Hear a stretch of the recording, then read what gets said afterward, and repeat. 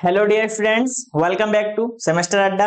I hope आप सभी student अच्छे होंगे और आप सभी स्टूडेंट को मेरे साथ क्लाउड कंप्यूटिंग पढ़ने में बिल्कुल मजा आ रहा होगा।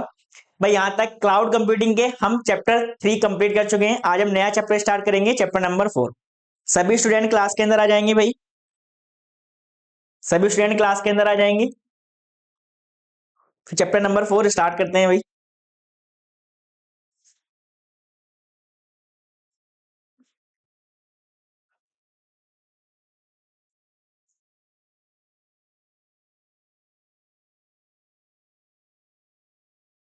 चलिए भाई, चैप्टर नंबर 4 स्टार्ट करते हैं। चैप्टर नंबर 4 क्या है, हमें पढ़ना होगा सबसे पहले वर्चुअलाइजेशन कंसेप्ट। एक्चुअल में वर्चुअलाइजेशन क्या होता है इसके बारे में हम यहाँ पर पढ़ेंगे। ठीक है, तो इसके सिलेबस की बात करते हैं। सबसे पहले सिलेबस की बात करते हैं कि हम चैप्टर नंबर 4 के अंदर में कौन कौन से टॉपिक्स एक्चुअल में पढ़ने होंगे। सबसे पहला बेसिक कंसेप्ट यानी कि ओवरव्यू देखेंगे वर्चुअलाइजेशन का, कि वर्चुअलाइजेशन हम किस लिए यूज करते हैं, इसकी नीड क्या है, इसके बारे में हम जानेंगे। नेक्स्ट, टाइप ऑफ वर्चुअलाइजेशन, कितने टाइप का वर्चुअलाइजेशन होता है, नेक्स्ट टॉपिक हम ये पढ़ेंगे। इसके बाद यदि हम वर्चुअलाइजेशन कंसेप्ट यूज करते हैं तो उसका क्या बेनिफिट्स होंगे, इसके पढ़ेंगे। ठीक है, इसके बाद जो आपका नेक्स्ट टॉपिक होगा आपका हाइपरवाइजर। एक्चुअल में हाइपरवाइजर क्या होता है इसके बारे में मैं आपको बताऊंगा। ठीक है, आज की इस वीडियो में हम कौन कौन से टॉपिक्स एक्चुअल में कवर करेंगे मैं आपको बता दूं। सबसे पहले भाई हम पढ़ने वाले हैं ओवरव्यू। सबसे पहले हम पढ़ेंगे ओवरव्यू ऑफ वर्चुअलाइजेशन। ठीक है, सेकंड टॉपिक मैं आपको पढ़ाऊंगा बेनिफिट्स ऑफ वर्चुअलाइजेशन। एक्चुअल में आपके वर्चुअलाइजेशन के क्या बेनिफिट्स होते हैं इसके बारे में बताऊंगा। इसके बाद जो हमारा लास्ट टॉपिक रहेगा आज का, हाइपरवाइजर। एक्चुअल में हाइपरवाइजर क्या होता है इसके बारे में हम जानेंगे। यानी कि आज की इस वीडियो में बेसिकली हम 3 टॉपिक्स एक्चुअल में ये कवर करने वाले हैं। इससे नेक्स्ट वाली वीडियो के अंदर हम देखेंगे टाइप्स ऑफ वर्चुअलाइजेशन, कि एक्चुअल में वर्चुअलाइजेशन हमारे कितने टाइप्स का होता है। ठीक है, चलिए भाई स्टार्ट करते हैं वर्चुअलाइजेशन से। एक्चुअल में वर्चुअलाइजेशन कंसेप्ट है क्या? वर्चुअलाइजेशन कंसेप्ट एक आपका ऐसा कंसेप्ट है, या कह सकते हैं एक ऐसा प्रोसेस है जहां पर हम एक अपनी सिंगल हार्डवेयर रिसोर्सेस को, सिंगल हार्डवेयर रिसोर्सेज पे क्या है, वर्चुअलाइजेशन कंसेप्ट का यूज करके क्या कर सकते हैं, उसकी डिफरेंट वर्चुअल मशीन क्या कर सकते हैं, क्रिएट कर सकते हैं। वर्चुअलाइजेशन एक आपका ऐसा कंसेप्ट है जिसपे आप सिंगल हार्डवेयर रिसोर्स पर, सिंगल हार्डवेयर रिसोर्स क्या है, मल्टीपल वर्चुअल मशीन क्या कर सकते हैं, क्रिएट कर सकते हैं। ठीक है, जो आपकी डिफरेंट वर्चुअल मशीन होंगी, जो आपकी डिफरेंट वर्चुअल मशीन होंगी, आप उन पर क्या है, डिफरेंट ऑपरेटिंग सिस्टम को भी इंस्टॉल कर सकते हैं। ठीक है, या फिर डिफरेंट डिवाइस को क्या कर सकते हैं, वहां पर आप उन्हें यूज करा सकते हैं। अब एक एग्जांपल से आप इसे समझिए, आप इसे एक एग्जांपल से समझिए। ठीक है, मान लीजिए कोई आपने सॉफ्टवेयर बनाया है, कोई आपने एक सॉफ्टवेयर डेवलप किया है। ठीक है, आप सॉफ्टवेयर डेवलपर हैं, आपने एक सॉफ्टवेयर एक्चुअल में डेवलप किया है। अब आप उस सॉफ्टवेयर को एक्चुअल में डिफरेंट ऑपरेटिंग सिस्टम के ऊपर चेक करना चाहते हैं। आप उस सॉफ्टवेयर को डिफरेंट ऑपरेटिंग सिस्टम के ऊपर चेक करना चाहते हैं, क्या ये जो आपका सॉफ्टवेयर है ये डिफरेंट ऑपरेटिंग सिस्टम के ऊपर रन करेगा या फिर नहीं। ठीक है, एक अप्रोच तो ये है, एक अप्रोच तो ये है, आप क्या करेंगे, एक सिस्टम में आप विंडो ऑपरेटिंग सिस्टम रखेंगे, ऐसे दूसरे सिस्टम के अंदर आप मैक ऑपरेटिंग सिस्टम रखेंगे, ऐसे तीसरे के अंदर आप लिनक्स ऑपरेटिंग सिस्टम रखेंगे, और तब जाके आप अपने सॉफ्टवेयर को यूज करेंगे। अब इससे क्या होगा, यदि ये कंसेप्ट हमने यूज किया तो भाई इससे कॉस्ट भी ज्यादा लगेगी, क्योंकि हमें 3 सिस्टम खरीदने पड़ेंगे, उसकी कॉस्ट भी हमें ज्यादा देनी पड़ेगी। अब दूसरा, स्पेस भी हमें ज्यादा रिक्वायरमेंट होगा, क्योंकि भाई 3 हमें सिस्टम लगाने, तो 3 सिस्टम जो होंगे अपना स्पेस भी ऑक्यूपाई करेंगे। तो इससे बचने के लिए हम क्या करते हैं, एक वर्चुअलाइजेशन कंसेप्ट का यूज करते हैं, जहां पर हम अपनी सिंगल, यहां पर हम अपनी एक सिंगल हार्डवेयर रिसोर्स क्या कर सकते हैं, मल्टीपल वर्चुअल मशीन क्या क्रिएट कर सकते हैं। वे वर्चुअल मशीन जो आप डिफरेंट वर्चुअल मशीन आप क्रिएट करेंगे, आप उन पर क्या है, डिफरेंट ऑपरेटिंग सिस्टम को इंस्टॉल कर सकते हैं। ठीक है, चलिए, जैसे मैंने आपको बताया कि आपने एक सॉफ्टवेयर बनाया है, आपने एक सॉफ्टवेयर डेवलप किया है, आपने एक, आपने भाई एक्चुअल में एक सॉफ्टवेयर बनाया है। अब आप इस सॉफ्टवेयर को, मैंने आपको बताया जैसे आप डिफरेंट ऑपरेटिंग सिस्टम में एक्चुअल पे आप इसे रन करना चाहते हैं।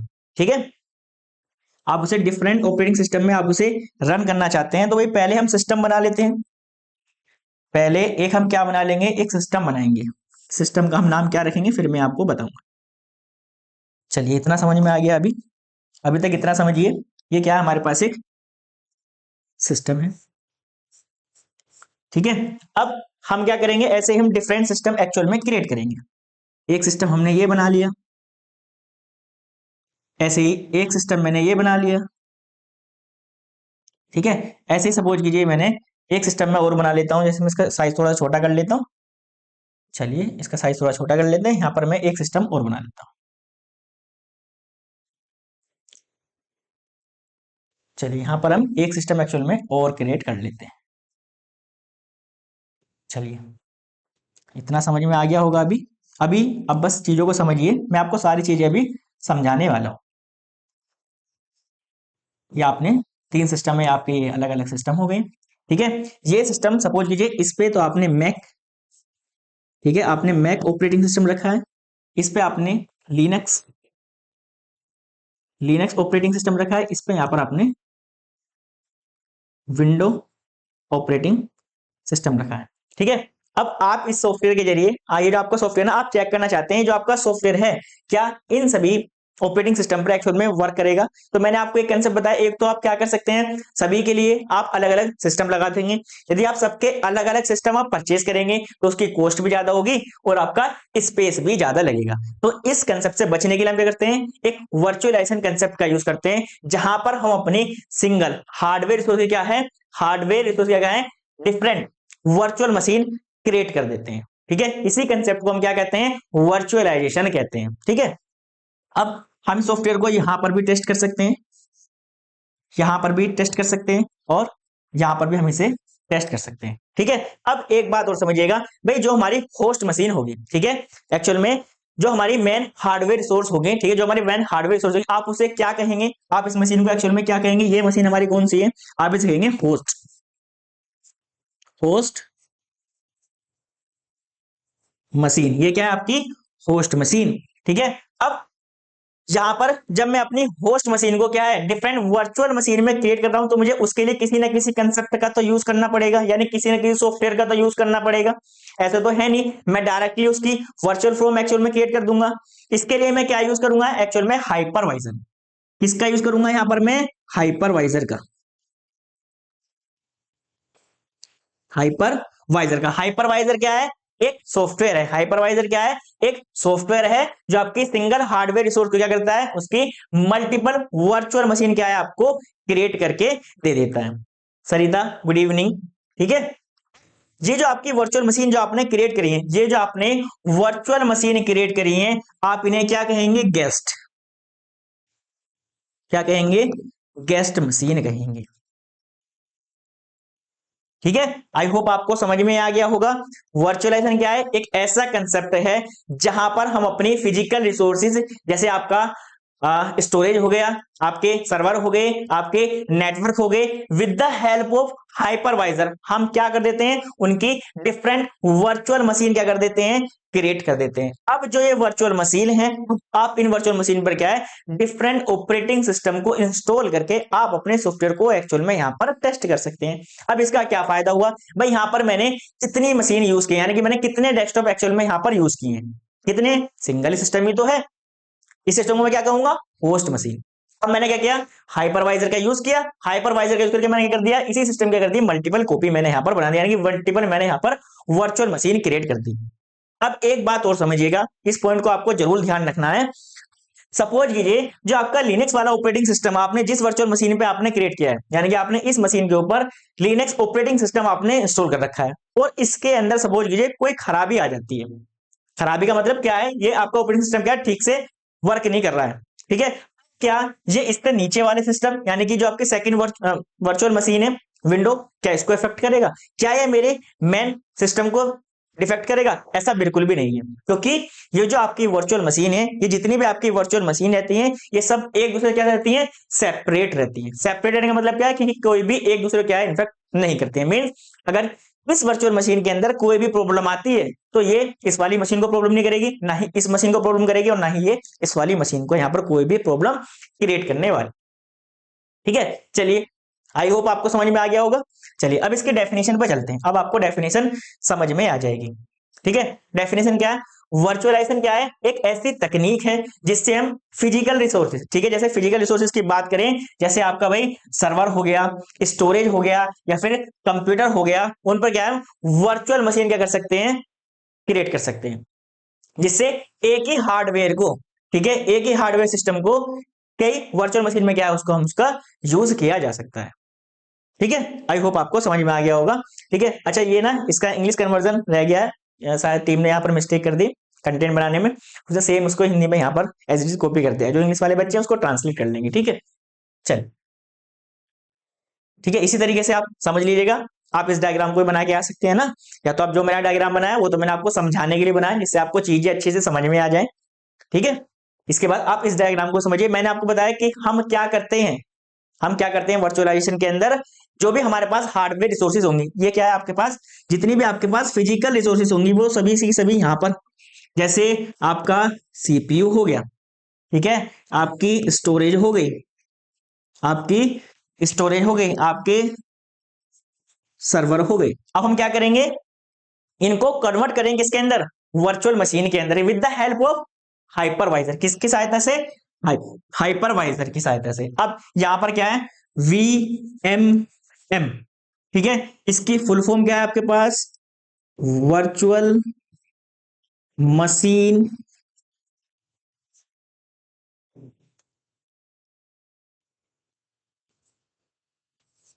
मैनेजमेंट। ठीक है, वर्चुअल मशीन मैनेजमेंट।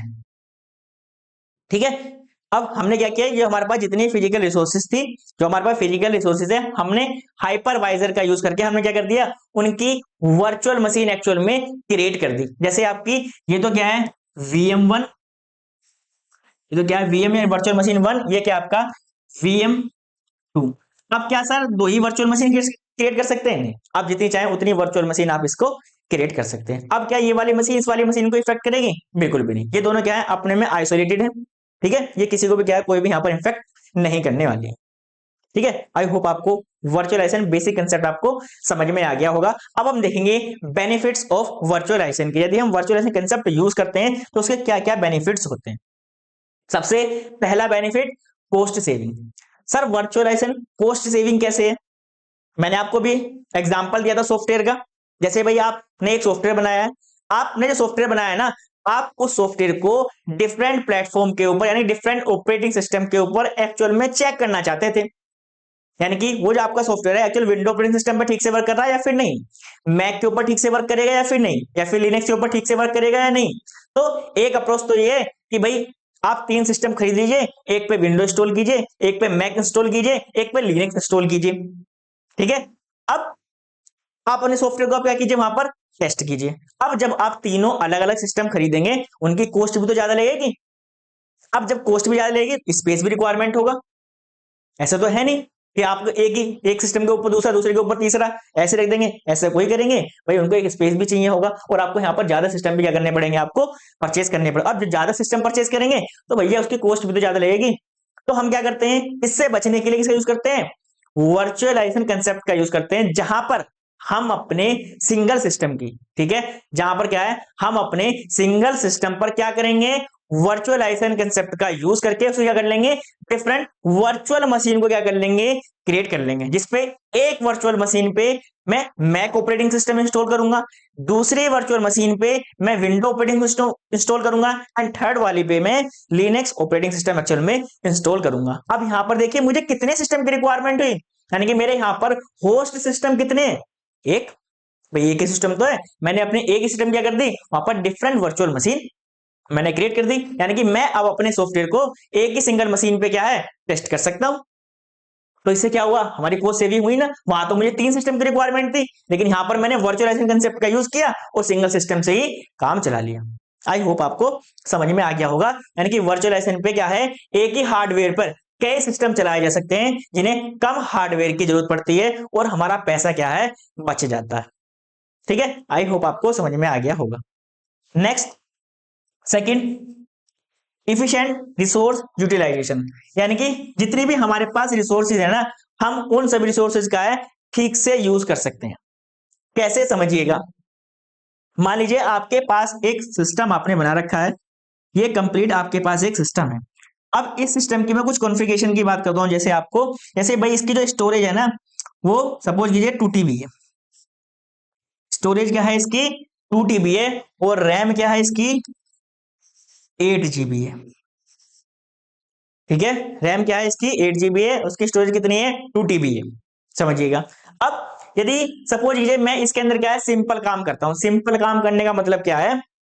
सपोज कीजिए मुझे कोई यहाँ पर वर्ड फाइल लिखनी है, मैं लिख लेता हूँ। मुझे कोई टेक्स्ट एडिटर करना है, कर लेता हूँ। थोड़ी बहुत कोडिंग भी इस पे कर लेता हूँ। ठीक है।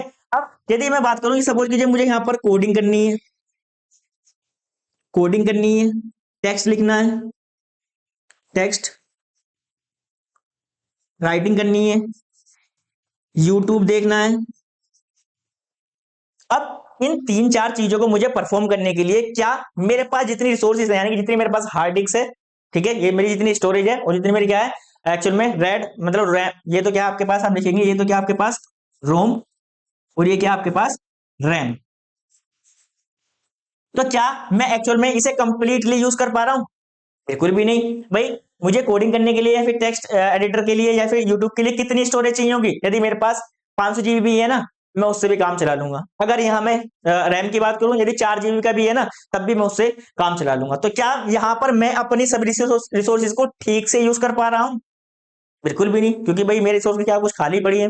तो मैं क्या करूं, मैं एक ऐसा कंसेप्ट लगाऊं जिससे कि मैं जितनी रिसोर्स यूज कर रहा हूं ठीक है, लेकिन यदि मेरा कोई रिसोर्स का पार्ट बच रहा है, ठीक है, और आपके नीड है, आप क्या कर सके उसको यूज कर सके, उसके लिए मैं क्या करूंगा, वर्चुअलाइजेशन कंसेप्ट का यूज करूंगा, जहां पर मैं अपने डेस्कटॉप क्या कर दूंगा, डिफरेंट वर्चुअल मशीन एक्चुअल में क्रिएट कर दूंगा, जहां पर उसे कोई दूसरा व्यक्ति भी क्या है उसको यूज कर सकता है। तो वर्चुअलाइजेशन का सबसे बड़ा बेनिफिट्स क्या है कि जितने आपके पास रिसोर्सेज है ना, वहां पर आप अपने रिसोर्सेज को ठीक तरीके से यूटिलाइज कर सकते हैं। जैसे जहां पर हमारे पास बहुत बड़े बड़े सर्वर होते हैं ना, तो जो आपका सीपीयू है, जो आपकी रैम है, वो पूरी तरीके से क्या है, इस्तेमाल नहीं होती है। तो उसके लिए हम क्या करते हैं, वर्चुअलाइजेशन कंसेप्ट का यूज करते हैं, जहां पर हम अपने सर्वर की क्या है, जहां पर हम अपने सर्वर क्या कर देंगे, different virtual machine basically create कर देंगे, जहां पर इन्हें किसी दूसरे व्यक्ति के द्वारा भी क्या है उसको यूज किया जा सकता है। चलिए, समझ में आ गया होगा। Fast deployment and performance. अगर आप मार्केट में जाएंगे, मान लीजिए भाई आपको, जैसे मैंने आप बताया कि आपको 3 सिस्टम आपको परचेस करने हैं, क्योंकि आपको 3 अलग अलग ऑपरेटिंग सिस्टम इंस्टॉल करने हैं। तो पहले आप क्या करेंगे, मार्केट में जाएंगे। अब मार्केट में आप चले गए, फिर देखेंगे भाई किस कंपनी का सबसे बढ़िया लैपटॉप है, आप उसे देखेंगे। फिर जाके आप उसे परचेस करेंगे, परचेस करने के बाद घर लेकर आएंगे। अब इसमें आपका टाइम भी तो खर्च होगा ना, है ना, टाइम तो खर्च होगा ही। लेकिन इससे बचने के लिए क्या करिए, आप वर्चुअलाइजेशन कंसेप्ट का यूज कीजिए। जो आपके पास सिंगल सिस्टम है उसी क्या कर लीजिए, आप वर्चुअल मशीन क्रिएट कर लीजिए। इससे क्या होगा, आपको मार्केट में जाने की जरूरत नहीं है।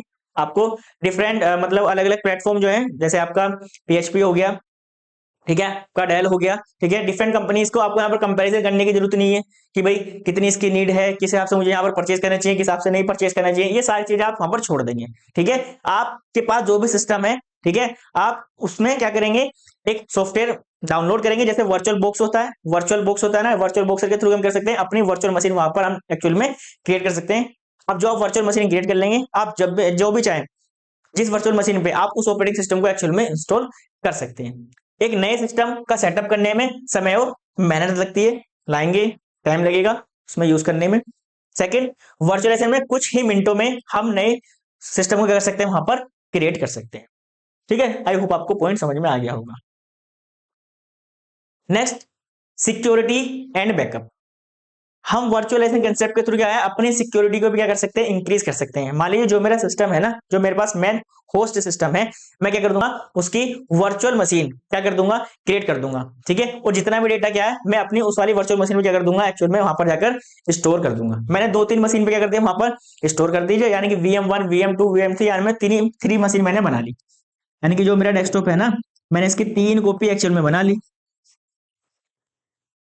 मैंने इसकी एक्चुअल में यहाँ पर 3 कॉपी बना ली। और सपोज ये जो डेटा है ना, ये क्या हो, किसी कारण से डिलीट हो गया। अब इस पे जो डेटा तो डिलीट हो गया, अब डिलीट हो गया तो कोई बात नहीं, मेरे पास बैकअप तो है, इसके पास भी है, इसके पास भी है। मैं यहाँ से इसको बैकअप के लिए यहाँ से इसको यूज कर सकता हूँ। ठीक है, अगर एक कंप्यूटर या सर्वर खराब हो जाए तो सारा डेटा क्या है, उस काम को प्रभावित हो सकता है। ठीक है, वर्चुअलाइजेशन में डेटा सिस्टम का बैकअप रखना आसान है, जिससे जल्दी रिकवरी करी जा सकती है। अगर आपका इसी सिस्टम के ऊपर मेनली अगर सारा डेटा आपका इसी सिस्टम के ऊपर होता, अगर आपका ये सिस्टम डेड हो जाता, खराब हो जाता, तो आपका सारा डेटा चला जाता। आपने इससे बचने के लिए क्या कर दिया, इसकी वर्चुअल मशीन आपने यहाँ पर क्रिएट करके रख ली। अगर ये सिस्टम बेसिकली क्या हो गया, खराब हो गया, ठीक से वर्क नहीं कर रखा, तो आपका डेटा सेव है ना, आप इस वर्चुअल मशीन से डेटा एक्सेस कर सकते हैं। आई होप आपको समझ में आ गया होगा पॉइंट। चलिए नेक्स्ट, स्केलेबिलिटी। अब स्केलेबिलिटी कैसे है, जितनी आपकी नीड है आप अपनी नीड के अनुसार से, ठीक है, उतनी आप वर्चुअल मशीन को क्रिएट भी कर सकते हैं, और यदि आपकी नीड कंप्लीट हो जाती है तो वहां से आप वर्चुअल मशीन को आप वहां से उसको क्रिएट भी कर सकते हैं। अगर किसी कंपनी को ज्यादा कंप्यूटिंग पावर की जरूरत है तो वर्चुअलाइजेशन से जल्दी नए नए वर्चुअल सिस्टम जोड़े जा सकते हैं। इसी तरह जब जरूरत कम होगी तो सिस्टम को बंद करके खर्चे को भी क्या है वहां पर कम किया जा सकता है। ठीक है, चलिए next benefit, remote access and cloud computing. ठीक है, अब ऐसा नहीं है जो आपने वर्चुअल मशीन क्रिएट कर रहे हैं, जो आप वर्चुअल मशीन क्रिएट कर रहे हैं वो आप तभी यूज कर सकते हैं जब बिल्कुल आपने जहां पर वर्चुअल मशीन क्रिएट किया आप बिल्कुल वहीं पर हो। नहीं, आप उसे डिफरेंट लोकेशन से भी क्या कर सकते हैं, उसको एक्सेस कर सकते हैं। ये भी क्या है हमारा बेनिफिट है किसका, आपका वर्चुअलाइजेशन का। वर्चुअलाइजेशन की मदद से कहीं से भी अपनी वर्चुअल सिस्टम को आप क्या कर सकते हैं, वहां पर एक्सेस कर सकते हैं। ये भी क्या है, एक आपका बेनिफिट है किसका, आपका वर्चुअलाइजेशन का। ठीक है, चलिए समझ में आ गया होगा यहां तक। चलिए भाई नेक्स्ट चलते हैं भाई। ठीक है, इको फ्रेंडली। अब इको फ्रेंडली कैसे है भाई, यदि मुझे ज्यादा सिस्टम लगाने पड़ेंगे, जब मैं ज्यादा सिस्टम लगाऊंगा तो वहां पर मेरी पावर भी ज्यादा खर्च होगी। अब पावर ज्यादा खर्च होगी तो भाई वो क्या इको फ्रेंडली होगा, नहीं। वहां पर जितने धुआं वगैरह, मतलब जितने क्या है हमारे पास, जब हम जितने ज्यादा सिस्टम्स लगाएंगे, जितने ज्यादा हम वहां पर सिस्टम लगाएंगे उतनी हमारी ज्यादा होगी पावर कंजप्शन होगी। तो उससे बचने के लिए हम क्या करें भाई, वर्चुअलाइजेशन कंसेप्ट का यूज करें, जहां पर हम अपने सिंगल सिंगल सिस्टम की जो रिसोर्सेज हमारे पास ठीक से यूटिलाइज नहीं हो पा रहे हैं, ठीक से यूज नहीं हो पा रहा है, हम क्या करेंगे उन्हीं सिस्टम पर क्या करेंगे, ठीक है, हाइपरवाइजर की मदद से हम क्या कर देंगे, उनकी वर्चुअल कॉपीज बेसिकली क्या कर देंगे, हम क्रिएट कर देंगे, जिनसे क्या है एक ही सिस्टम के ऊपर क्या है हम डिफरेंट एप्लीकेशन कर सकते हैं, वहां पर रन कर सकते हैं। कम हार्डवेयर का प्रयोग करने से इलेक्ट्रॉनिक वेस्ट कम होता है, जितने कम हार्डवेयर यूज कर रहे हैं उनका इलेक्ट्रॉनिक वेस्ट क्या होगा, आपका कम होगा। बिजली की खपत भी कम होगी, जिससे पर्यावरण को कोई भी नुकसान नहीं हो। ठीक है, चलिए यहां तक आपको समझ में आ गया होगा, यहां तक आपको समझ में आ गया होगा कि एक्चुअल में आपका वर्चुअलाइजेशन क्या है। ठीक है, इसके यूज करने के लिए यदि हम इसको यूज करते हैं तो इससे क्या क्या बेनिफिट्स होंगे, आई होप आपको समझ में आ गया होगा। ठीक है, चलिए भाई आगे चलते हैं, फिर आगे चलते हैं यदि सबको चीजें समझ में आ गई हैं। नेक्स्ट बात करते हैं हाइपरवाइजर की। ठीक है, मैंने आपको बताया था हाइपरवाइजर क्या है। हाइपरवाइजर क्या है, बेसिकली एक सॉफ्टवेयर है। हाइपरवाइजर क्या है, एक सॉफ्टवेयर है जिसकी सहायता से हम जो भी हमारे पास यदि सिस्टम है या फिर कोई सर्वर है या फिर कोई स्टोरेज है, उसकी क्या कर सकते हैं, वर्चुअल कॉपी क्रिएट कर सकते हैं। ठीक है, हाइपरवाइजर एक आपका सॉफ्टवेयर है जिसकी सहायता से हम किसी भी फिजिकल रिसोर्स की क्या कर सकते हैं, वर्चुअल कॉपी एक्सप्लोर कर सकते हैं, वहां पर क्रिएट कर सकते हैं।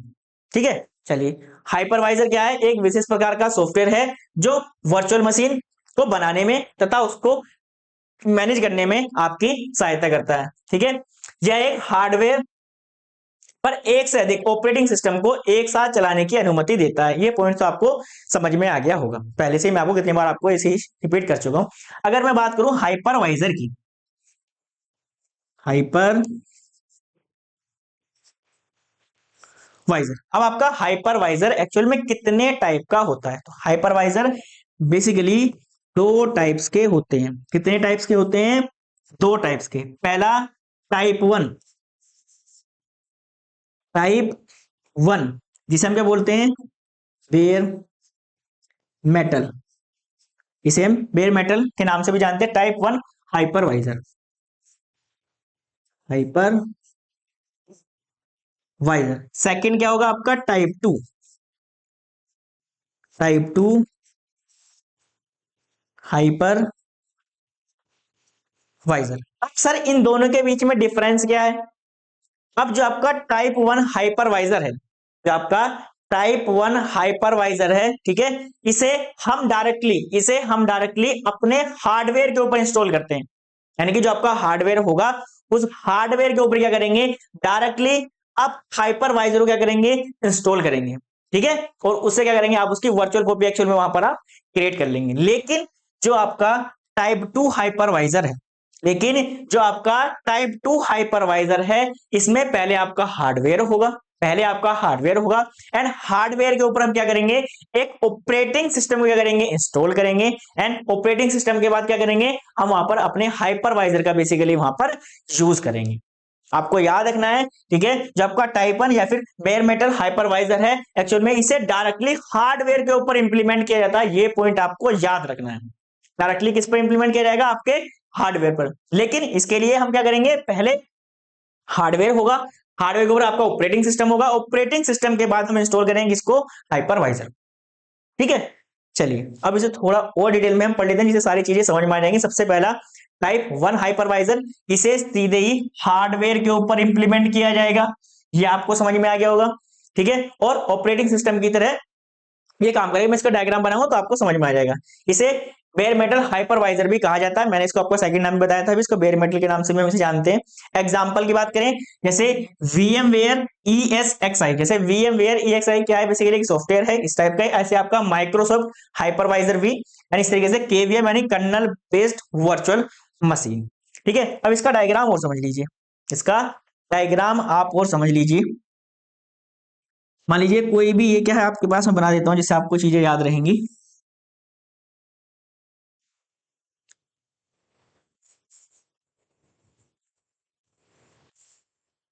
ये क्या आपके पास हार्डवेयर, ठीक है। अब डायरेक्टली क्या होगा, आपका यहां पर हाइपरवाइजर होगा, ठीक है। डायरेक्टली क्या होगा आपके पास, ये हाइपरवाइजर होगा, एंड आपने क्या किया, जो आपका हार्डवेयर था, आप हार्डवेयर पर क्या करेंगे, डायरेक्टली अपने हाइपरवाइजर को आप इंस्टॉल कर देंगे। ठीक है, इसके बाद क्या करेंगे, आप यहाँ पर अपनी डिफरेंट वर्चुअल मशीन एक्चुअल में आप यहाँ पर क्रिएट कर लेंगे। एक ये हो गई, एक इस तरीके से आपकी ये हो गई, ठीक है, एक आपकी इसी तरीके से ये हो गई। ये हमने क्या कर लिया, हमने क्या किया, पहले जो हमारे पास हार्डवेयर था, उस हार्डवेयर के ऊपर हमने डायरेक्टली हाइपरवाइजर को इंस्टॉल किया। इसी टाइप के हाइपरवाइजर को हम क्या कहते हैं, टाइप 1। इसे हम क्या कहते हैं, टाइप 1। क्यों, लिख देंगे इसे, डायरेक्टली, ठीक है, इंस्टॉल ऑन हार्डवेयर। ये पॉइंट्स आपको याद रखना है, ठीक है। चलिए अब इसको आप यहां से कनेक्ट कर दीजिए, इसको यहां से कनेक्ट कर दीजिए, इसको यहां से कनेक्ट कर दीजिए, ठीक है। ये क्या बन जाएंगे आपके यहां पर, सिस्टम बन जाएंगे। आई होप आपको समझ में आ गया होगा कि भाई अब तो आपको कंफ्यूजन नहीं होगा। ठीक है, जो आपके टाइप 1 हाइपरवाइजर है, उन्हें हम डायरेक्टली अपने हार्डवेयर के ऊपर इंस्टॉल कर देते हैं, उसके बाद क्या करते हैं, उसकी वर्चुअल कॉपी एक्चुअल में यहाँ पर क्रिएट कर लेते हैं। ठीक है, चलिए भाई आगे चलते हैं। ठीक है, अब इसके बाद टाइप 2 हाइपरवाइजर। टाइप 2 हाइपरवाइजर कौन से होंगे, मैंने आपको बताया, जो आपके टाइप 2 हाइपरवाइजर है ना, जो आपके टाइप 2 हाइपरवाइजर है, वो ऑपरेटिंग सिस्टम के ऊपर, वो ऑपरेटिंग सिस्टम के ऊपर क्या है एक्चुअल में इंस्टॉल किए जाते हैं। यानी कि वे हाइपरवाइजर जिन्हें क्या है, आप अपने ऑपरेटिंग सिस्टम के ऊपर इंस्टॉल करेंगे, उसे ही आप क्या कहेंगे, टाइप 2 हाइपरवाइजर कहेंगे। यानी कि यह पहले इंस्टॉल, यानी कि जो आपका ऑपरेटिंग सिस्टम होगा, जैसे आपका लिनक्स हो गया, फिर विंडो हो गया, उसके ऊपर क्या है, उनको रन किया जाएगा। पहले आपका ऑपरेटिंग सिस्टम, यानी कि जो आपका मेन ऑपरेटिंग सिस्टम होगा, उसी के ऊपर क्या करेंगे आप एक्चुअल में हाइपरवाइजर को इंस्टॉल करेंगे। इसे होस्टेड हाइपरवाइजर भी कहा जाता है। इसे क्या कहा जाता है, होस्टेड हाइपरवाइजर भी कहा जाता है। चलिए सर इसका भी डायग्राम बता दीजिए। चलिए भाई इसका डायग्राम भी देख लीजिए, इसका डायग्राम भी आप देख लीजिए, इसका डायग्राम भी आप देख लीजिए कैसे बनेगा, आपको किस तरीके से एग्जाम में बना के आना।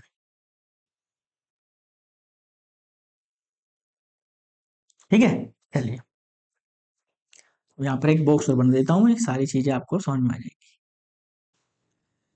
चलिए भाई समझिए भाई, अब सारी चीजें समझ लीजिए भाई एक बार में ही। अभी मैं आपको सारी चीजें बताने वाला हूँ, सब चीजें आपको एक बार में समझ में आ जानी चाहिए। ठीक है, अब एक बात समझिए भाई, मैंने आपको बताया इसे क्या करेंगे, पहले हम इसे ऑपरेटिंग सिस्टम के ऊपर एक्चुअल में इसको इंस्टॉल करेंगे। ठीक है, तो मान लीजिए कि आपके पास सिस्टम है, ये जो आपका सिस्टम है ना, इसमें पहले से ही विंडो, विंडो ऑपरेटिंग सिस्टम, यानी कि पहले से क्या है आपके डेस्कटॉप है, इसके अंदर पहले से विंडो ऑपरेटिंग सिस्टम है, ठीक है, यानी कि पहले हार्डवेयर है एंड हार्डवेयर के ऊपर क्या है, सिस्टम के अंदर हमारे पास पहले से ऑपरेटिंग सिस्टम इंस्टॉल है। तो हम क्या करेंगे, अब यहाँ पर हाइपरवाइजर को इंस्टॉल करेंगे, किसको, हाइपरवाइजर को, हाइपरवाइजर। अब ये हाइपरवाइजर आपका किस टाइप का है, टाइप 2, कैसा है ये आपका, टाइप 2 हाइपरवाइजर है, कैसा है ये, टाइप 2 हाइपरवाइजर। टाइप 2 हाइपरवाइजर आपके वो हाइपरवाइजर होते हैं जिन्हें सबसे पहले क्या है, एक आपके पास हार्डवेयर होगा एंड हार्डवेयर के ऊपर एक ऑपरेटिंग सिस्टम होगा एंड ऑपरेटिंग सिस्टम के आप बात क्या करेंगे, अब वहां पर हाइपरवाइजर को इंस्टॉल करेंगे। लेकिन यदि मैं टाइप 1 हाइपरवाइजर की बात करूं तो वहां पर जो हमारे पास हार्डवेयर है, जो हमारे पास हार्डवेयर है, हम डायरेक्टली हार्डवेयर के ऊपर क्या करते हैं, अपने हाइपरवाइजर को इंस्टॉल करते हैं, ठीक है। चलिए अब इससे ये आपकी जो होस्टेड मशीन है ये आपकी कनेक्ट हो जाएंगी, एक ये है, एक ये है और एक ये है। मान लीजिए यहाँ पर भी विंडो है, यहाँ पर क्या है आपका विंडो है, यहाँ पर क्या है आपका मैक है, यहाँ पर आपका मैक ऑपरेटिंग सिस्टम है, यहाँ आपका विंडो ऑपरेटिंग सिस्टम है, ऐसे यहाँ पर आपका लिनक्स ऑपरेटिंग सिस्टम क्या एक्चुअल में इंस्टॉल है। तो आप इस तरीके से टाइप 2 हाइपरवाइजर को डायग्राम आप वहां पर बना के आ सकते हैं, ठीक है। चलिए भाई नेक्स्ट बात करते हैं बेनिफिट्स की, कि हाइपरवाइजर के बेनिफिट्स क्या होंगे। सबसे पहले कोस्ट को सेव करेगा, कोस्ट को सेव क्यों करेगा, क्योंकि यहाँ पर हम अपनी सिंगल हार्डवेयर मशीन के ऊपर ही, सिंगल हार्डवेयर मशीन के ऊपर ही क्या है, हाइपरवाइजर का यूज करके उसकी डिफरेंट वर्चुअल मशीन को बना सकते हैं, ठीक है, जहां पर हमें कम हार्डवेयर रिसोर्सेज की यूज करने क्या होगी, वहां पर नीड होगी, इससे हम क्या है अपनी कोस्ट को वहां पर सेव कर सकते हैं। एक वर्चुअल मशीन को एक ही हार्डवेयर पर, सॉरी कई वर्चुअल मशीनों क्या है एक ही हार्डवेयर के ऊपर चलाया जा सकता है, जिससे अलग अलग कंप्यूटर खरीदने की हमें कोई भी नीड नहीं होती है। इससे क्या अपनी कॉस्ट को यहाँ पर सेव कर सकते हैं। दूसरा एनर्जी एंड स्पेस सेविंग, ठीक है। अब जब हमारे पास सिस्टम ही एक है, हमने अपने एक ही सिस्टम की, हमने अपने एक ही सिस्टम क्या है डिफरेंट वर्चुअल कॉपी यानी कि वर्चुअल मशीन एक्चुअल में बना रखी है, ठीक है। तो जो आपका मेन सिस्टम होगा जितनी पावर कंज्यूम कर रहा होगा वही पावर आपके एक्चुअल में मतलब कंज्यूम हो रही होगी। लेकिन यदि इसके विपरीत यदि हम समझे कि मान लीजिए एक सिस्टम पे हमने विंडो कर रखा है, दूसरे पर लिनक्स कर रखा है, तीसरे मैक कर रखा है, यदि तीनों सिस्टम चलेंगे तो आपकी ज्यादा पावर कंज्यूमिंग होगी। इससे बचने के लिए हम क्या करिए, हाइपरवाइजर हमने यूज कर लिया, ठीक है, जहां पर जो हमारी सिंगल जो रिसोर्स है वो जितनी एनर्जी मतलब जितनी एनर्जी एक्चुअल में कंजप्शन कर रही है वही वहां पर क्या है बेसिकली उसकी नीड है, ठीक है। उसके अलावा जो आपकी जितनी वर्चुअल मशीन है वो आपकी मेन मशीन से क्या है एक्चुअल में कनेक्ट रहती है। दूसरा स्पेस, आपके पास तीन सिस्टम को रखने के लिए ज्यादा स्पेस चाहिए होगा, यदि आपको एक सिस्टम चाहिए होगा तो उसके लिए कम स्पेस चाहिए होगा। तो जो आपका हाइपरवाइजर एक्सेल में क्या है आपका एनर्जी एंड स्पेस दोनों को क्या करता है वो सेव करता है। कम हार्डवेयर की जरूरत होने से बिजली और आपका स्पेस दोनों क्या होगी वो बचत होगी। नेक्स्ट इजी आईटी मैनेजमेंट, ठीक है। हम क्या है इसे आईटी मैनेजमेंट मतलब आईटी कंपनीज के अंदर क्या है वर्चुअलाइजेशन कंसेप्ट का बहुत ज्यादा यूज किया जाता है, ठीक है, क्योंकि हम क्या है अपनी रिसोर्सेज का यहाँ पर क्या है ठीक से यूटिलाइज कर पाते हैं, ठीक है। जो वहां पर आपके आईटी इंजीनियर होते हैं वो सब वर्चुअलाइजेशन कंसेप्ट का यूज करके, ठीक है, वहां पर जितनी भी रिसोर्सेज हैं सबको ठीक से वहां पर मैनेजमेंट कर पाते हैं, यानी कि सर्वर को रिमोटली मैनेज और अपडेट किया जा सकता है। यानी कि जो आपके सर्वर है ना, अब ऐसा नहीं है कि मान लीजिए आपका वर्चुअल मशीन जो आपने क्रिएट किया है ना, एक तो एक्चुअल में आप रन कर रहे हैं, ठीक है, एक आप अपने घर से जाके उसको रन कर रहे हैं। अब ऐसा नहीं जो आपके घर वाला सिस्टम है ना, पहले आप घर जाएंगे वहां पर जाके आप उसको अपडेट करेंगे, नहीं, आप अपने मेन सिस्टम से अंदर क्या है यहाँ पर भी, जैसे सपोज कीजिए जो हमारा ये सिस्टम है ना, इस सिस्टम के अंदर क्या है मैंने वर्चुअल बॉक्स का यूज करके तो एज अ गेस्ट मशीन यहाँ पर मैंने क्रिएट कर रखी है, ठीक है। एक गेस्ट मशीन में मैंने मैक ऑपरेटिंग सिस्टम में इंस्टॉल कर रखा है, दूसरे मैंने रिलीज कर रखा है, ठीक है। तो मैं यहीं से ही क्या है जो मेरे सिस्टम है ना उनको डायरेक्टली यहाँ से उनको मेंटेन कर सकता हूँ, ठीक है। जितने मुझे अपडेट करने हैं डायरेक्टली यहीं अपनी होस्ट वाली मशीन से क्या कर सकता हूँ उसको चेंजेस जितने मुझे करने हैं मुझे होस्ट वाली मशीन से क्या कर सकता हूँ मैं वहां पर सारी चीजें वहां पर परफॉर्म कर सकता हूँ। अब ऐसा नहीं है कि जो आपकी होस्ट मशीन है आप उसे वर्चुअल क्रिएट कर देंगे, नहीं भाई होस्ट मशीन तो आपकी होनी चाहिए ना। चलिए नेक्स्ट इंप्रूव सिक्योरिटी, भाई सिक्योरिटी को भी बढ़ाता है। प्रत्येक वर्चुअल मशीन एक दूसरे से अलग अलग रन होती है जिससे वायरस और साइबर हमलों पर खतरा कम होता है। मैंने आपको बताया कि जैसे आपका ये मेन सिस्टम है, मैंने आपको बताया था जैसे आपका मेन सिस्टम है आपने इसकी वर्चुअल फॉर्म एक्चुअल में क्रिएट कर दी है, ये एक ये दो, तो ये एक्चुअल में क्या है आपने यहाँ पर तीन वर्चुअल मशीन क्रिएट कर दी है। तो ऐसा नहीं है कि यदि ये क्या हो गई है, खराब हो गया है। चलिए यहां पर लिख देते हैं, ये क्या हो गया एक्चुअल में, खराब खराब हो गई है। तो ऐसा नहीं है क्या करेगी, इसको इन्फेक्ट करेगी या फिर इसको इन्फेक्ट करेगी, नहीं, ये इन दोनों में से किसी भी सिस्टम क्या करेगी, वहां पर कोई भी इन्फेक्ट नहीं डालेगी। ठीक है, इससे क्या है, हमारी सिक्योरिटी भी क्या है, इंक्रीज होती है। अगर लिमिटेशन की बात करें, लिमिटेशन की बात करें से पहले, हाई रिसोर्स कंजप्शन, जो आपके मेन सर्वर होंगे ना, जो आपके मेन सर्वर होंगे, वहां पर आपको सीपीयू, रैम, ठीक है, उनकी ज्यादा रिक्वायरमेंट्स होगी। मान लीजिए जो आपका सिस्टम है, जो आप सिस्टम का वर्चुअल मशीन एक्चुअल में क्रिएट करना चाह रहे हैं ना, एक्चुअल में उनकी रैम भी अच्छी होनी चाहिए, ठीक है, उनकी रोम स्टोरेज भी अच्छी होनी चाहिए, जब भी तो आप क्या करेंगे, उनकी वर्चुअल फॉर्म क्रिएट करेंगे। मान लीजिए जो आपका सिस्टम ही है, जो आपका सिस्टम है, सपोज कीजिए उसकी स्टोरेज ऐसा मान लीजिए 200 GB है, रैम क्या है उसकी 2 GB है। अब आप उसे किस किस को डिस्ट्रीब्यूट करेंगे, तो जो आपका वर्चुअलाइजेशन कंसेप्ट बेसिकली यदि आप कंसेप्ट यूज कर रहे हैं ना, उसमें आप हाइपरवाइजर आप लगा रहे हैं, तो हाइपरवाइजर के लिए एक्चुअल में हाइपरवाइजर को चलते सीपीयू और रैम स्टोरेज की ज्यादा जरूरत होगी। क्या है उनके लिए, क्या है उनके लिए इस सब चीजें की क्या है, ज्यादा रिक्वायरमेंट्स होगी। Next, complex setup and management.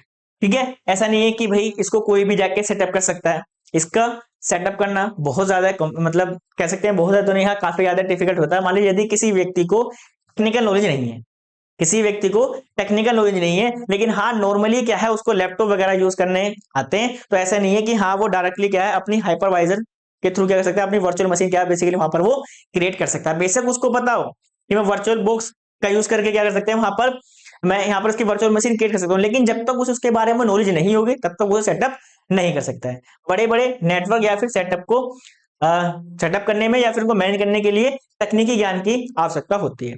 यदि आपको ठीक से टेक्निकल नॉलेज नहीं है, आपको टेक्निकल नॉलेज नहीं है, तो ऐसा नहीं है कि आप डायरेक्टली आप अपने सिस्टम पे क्या है वर्चुअल मशीन डायरेक्टली आप क्रिएट कर सकते हैं। आप तभी कर सकते हैं जब आपको इसके बारे में नॉलेज होगी। ठीक है, चलिए परफॉर्मेंस ओवरहेड। ठीक है, अब परफॉर्मेंस ओवरहेड की बात समझ लीजिए। ठीक है, पहले जो डेफिनेशन लिखी है मैं आपको बता देता हूं। टाइप 2 हाइपरवाइजर में होस्ट ऑपरेटिंग सिस्टम पहले लोड होता है, जिससे परफॉर्मेंस थोड़ी क्या हो जाती है, कम हो जाती है। देखो यदि टाइप 1 हाइपरवाइजर की बात करें, जो आपके टाइप 1 हाइपरवाइजर है, उस केस में तो क्या होगी, आपकी परफॉर्मेंस काफी ज्यादा सही रही। क्यों, क्योंकि हम डायरेक्टली हार्डवेयर के ऊपर क्या करते हैं, उसको इंस्टॉल करते हैं।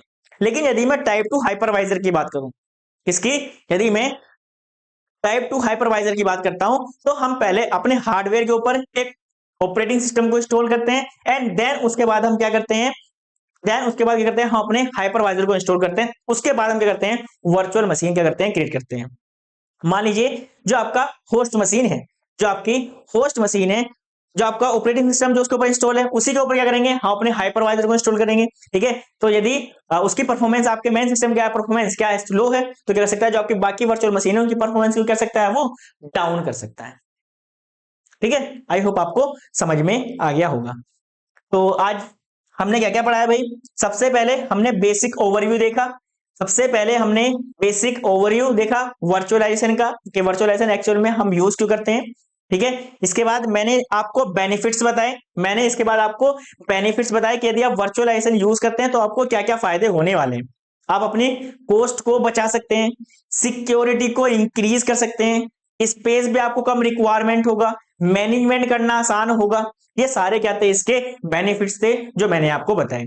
इसके बाद नेक्स्ट मैंने आपको बताया हाइपरवाइजर। तो हाइपरवाइजर क्या है, बेसिकली एक आपके पास सॉफ्टवेयर है, क्या है ये, आपके पास एक सॉफ्टवेयर है जिसके थ्रू क्या कर सकते हैं, आप किसी भी हार्डवेयर रिसोर्सेज की क्या कर सकते हैं, वर्चुअल कॉपी आप क्रिएट कर सकते हैं। अब ये कितने टाइप का था, दो टाइप्स का था, मैंने आपको बताया ना कितने टाइप का है, दो टाइप का, पहला टाइप 1 और दूसरा टाइप 2। जो आपका टाइप 1 हाइपरवाइजर है, इन्हें प्योरली आपके हार्डवेयर के ऊपर इंस्टॉल किया जाता है, लेकिन जो आपके टाइप 2 हाइपरवाइजर है, ठीक है, इन्हें पहले जो आपका हार्डवेयर होगा, ठीक है, उसमें एक ऑपरेटिंग सिस्टम इंस्टॉल होगा, एंड उस ऑपरेटिंग सिस्टम के क्या करेंगे, आप उसके ऊपर क्या करेंगे, हाइपरवाइजर को एक्चुअल में इंस्टॉल करेंगे। आई होप आपको यहां तक कोई भी कंफ्यूजन नहीं होगी। अगर यहां आपको कोई कंफ्यूजन है तो अब आप पूछ सकते हैं। चलिए कोई कंफ्यूजन हो तो आप मेरे से पूछ सकते हैं, वरना फिर क्लास को यहीं पर एंड करते हैं। इसके बाद हमारा लास्ट टॉपिक बचेगा इस चैप्टर का, टाइप ऑफ वर्चुअलाइजेशन। एक्चुअल में कितने टाइप्स का वर्चुअलाइजेशन होता है, जैसे storage virtualization, operating system virtualization, memory virtualization, ठीक है, नेटवर्किंग वर्चुअलाइजेशन, कंप्यूटर वर्चुअलाइजेशन, ये डिफरेंट टाइप के वर्चुअलाइजेशन के बारे में मैं आपको बताऊंगा इससे नेक्स्ट लेक्चर के अंदर। ठीक है, अब यहां तक किसी को कंफ्यूजन है तो भाई पूछ सकते हैं। ठीक है, चलिए भाई, किसी को कंफ्यूजन नहीं है, सारी चीजें समझ में आ गई हैं।